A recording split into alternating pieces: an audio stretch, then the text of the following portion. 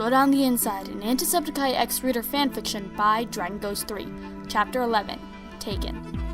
Your Perspective. My eyes fluttered open to the bright sun out my window. I looked at my clock. It was 8 a.m. and I sluggishly got out of bed. How long did I stay up? I said while rubbing my eyes. At least 12 o'clock. He fell asleep on my shoulder, and he leaned against the wall near my door. I pecked him on the nose. Thank you, I whispered. For what? Auntie asked, confused. For making everything okay. I smiled and pulled Auntie into the kitchen. I pulled out a pan with some eggs. Whoa, I'm cooking. You have been through a lot lately. Auntie put his hand on my shoulder. Okay, I will go read my book. I gave him the pan and went into my room. Auntie's perspective. I took the pan and started the oven. I was searching for a spatula, but I heard some sounds. I heard something drop. Maybe Luna dropped her book, I thought to myself and kept searching. Auntie! I heard Luna yell. I dropped everything and ran to her room. Dark Auntie was cornering Luna to the wall. Her wrist was glowing dark green again. I tackled Dark Auntie to the floor. Luna, run! I shouted. She trusts me and runs out the door. Dark Auntie laughed and got off me. What's so funny? I questioned, about to punch him in the gut. Oh, nothing. I have a small surprise for your precious little girl. He smiled smugly. Oh no. Dark and Wilford, I whispered. I ran out of the room and I looked around the house. I turned and saw the door was open. I jogged at the house. Luna! I yelled to see if she would answer. Nothing. I teleport somewhere random in the neighborhood that was only a few blocks away from my house. I heard running footsteps and hoping it was Luna. I turned around. It was just some random person on a morning run. Dang it. Wait, isn't she marked? I held my hand, making a hologram of the world. It zoomed into where she is. Gotcha. I teleport to an old warehouse. Oh boy, was she kidnapped again? I sarcastically wondered. I heard a bang on the wall and jolted up to the noise. They must be outside. I looked out the door in shock. Luna was being held by her throat from Dark.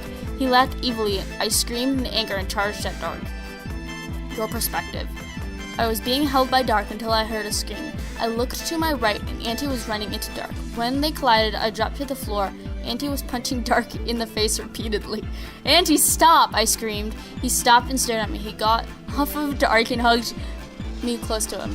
He tried to hurt you, Auntie said in awareness. But Dark Auntie will get stronger if you keep forcing your anger and will keep terrorizing me. I hugged Auntie and looked down at Dark.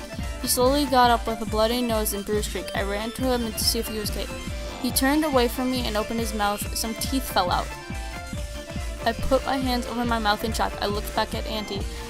Why all of a sudden do you feel sorry for him? He yelled. Because he was possessed by Wilford, I shouted back. I felt my face burn again. Auntie's perspective. I saw Luna grow fangs. Her eyes turned yellow. The pentagram glowed black. She had pure evil in her heart. I had to stop her before she hurts anyone else. Dark Auntie appeared behind her, and he smiled evilly. She warned you, he smirked wildly. Now I can't control her every move. Wait, now I can control her every move.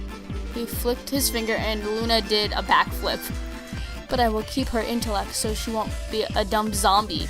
He snapped his fingers. Her eyes turned green, but she still had an evil grin on her face. Why are you doing this to me? I shouted in fear.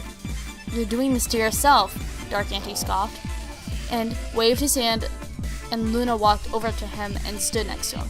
I will find you, Luna! You will be safe soon, I yelled. She's already safe with me, he said as he put his hand around her waist. They vanished into smoke. I ran to Dark, who was still gagging. I used a healing spell on him. His teeth grew back, and the blood from his face disappeared. He could have done that sooner, he growled.